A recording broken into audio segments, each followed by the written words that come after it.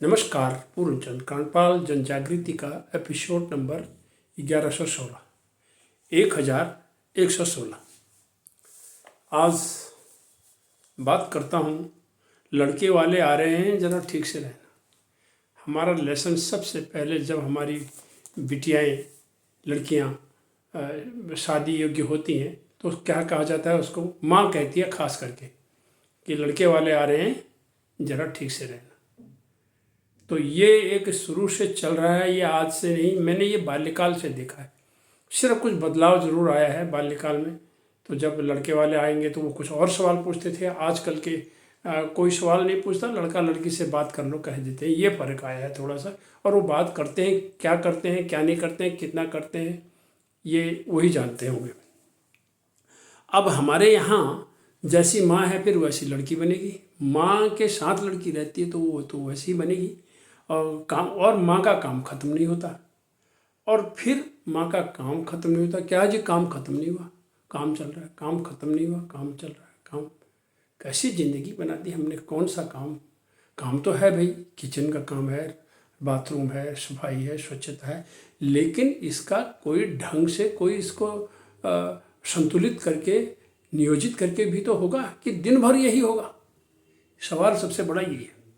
अब हम दुनिया की अगर देखते हैं, मैं पूछते रहता हूँ, मैं तो भले ही देखा नहीं है लेकिन पूछता हूँ।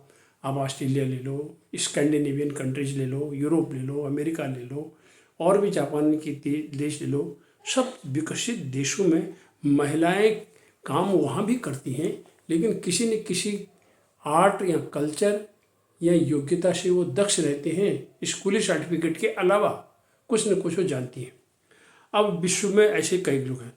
अब बंगाल और पूर्वोत्तर के राज्यों को छोड़कर हमारे देश में भी बंगाल और पूर्वोत्तर के कुछ राज्यों को छोड़ करके वहाँ की बच्चे लड़कियों को सृजनता और महिलाओं में सृजनता हो। वो गिटार बजाएंगी, हारमोनियम बजाएंगी या कुछ नृत्य सीखेंगी, उनमें तो है ये चीज़। लेकिन और अन्य जगहों पर ऐसा कुछ नहीं है। वो सिर्फ, हाँ भाई क्या है, वो सिर्फ घर का काम, हाँ जी, झाड़ू पोछा, बर्तन, आटा रोटी सब्जी, ये सब चलेगा उनका। अब जो जागरूक है वो थोड़ा नृत्य सीख रही है। अरे कोई वाद्य, गिटार, सितार, हारमोनियम, तबला, गीत लिखना, कला, आर्ट, पेंटिंग, कविता, इस टाइप का भी तो काम हो सकता है। कुछ तो हो सकता है सृजन, गीत गाना, कोई न कोई सृजन करना सीखना तो चाहिए ना। परंतु हमारे यहाँ सिर्फ काम के बारे में है। लड़की देखने पर सवाल वही आएंगे, खाना बनाना आता है, घर संभालना आता है, झाड़ू पोछा कर लेती है, और कई जगह गांव में तो कहते भैंस का दूध निकालना भी आता है। सब ठीक है, ये कलाएं हैं, ये काम सीखना है, लेकिन इसके ऊपर और क्या है? वो बदलाव तो आया ना। फिर बदलाव और विज्ञान का क्या लाभ मिला, ये भी तो बात आई है। अब पहले पूछते थे इसे कढ़ाई, बिनाई, सिलाई आती है? ये भी मैंने सुना था, कढ़ाई आती है, बिनाई आती है, सिलाई आती है, ये सवाल पूछते थे लोग। तो यदि काम ही पूछोगे तो फिर वो तो ज़िंदगी भर वो आप, सच्चाई तो एक बात ये भी तो है कि आप काम वाली ढूंढ रहे हो, काम करने वाली, या क्या ढूंढ रहे हो आप? कुछ आगे भी तो है ना ज़िंदगी। तो ज़िंदगी आगे कैसे बढ़ेगी? कुछ सृजन करिए। अब काम करो, खाना, कपड़ा, किचन, डस्टिंग, सब्जी, बर्तन। फिर दिन में खाना, कपड़ा, बर्तन, किचन, डस्टिंग। फिर दिन में 2-3 बार, फिर 2-3 बार, फिर 2-3 बार, फिर शाम को। बस यही हुआ, यही चलेगा। इसी को कहते हैं ज़िंदगी का एक किस्म से पिट जाना। तो ज़िंदगी ऐसे कैसे बनेगी? न कोई ज्ञान, न कोई पहचान, कुछ भी नहीं होगा। और ऐसे औरतें माँ बनेंगी तो बच्चों को भी ऐसे बनाएंगी।